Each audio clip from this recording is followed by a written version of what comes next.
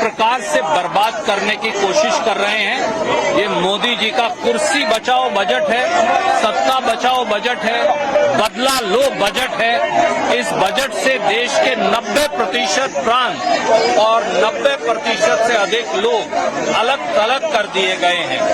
Budget BJP की सत्ता बचाने के लिए नहीं हो सकता, देश की जनता की भलाई के लिए होना चाहिए। परंतु मोदी सरकार का बजट केवल और केवल बीजेपी की सत्ता बचाओ बजट बनकर रह गया।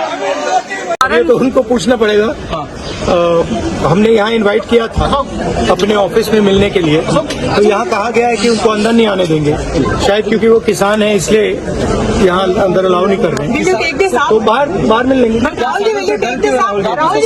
क्या कोई कारण सिक्योरिटी का दिया गया है, कोई और कारण दिया गया राहुल जी? रीजन कोई रीजन बता है क्या वजह किसान कोई वजह आपको बताई गई? ये आप प्राइम मिनिस्टर से पूछिए।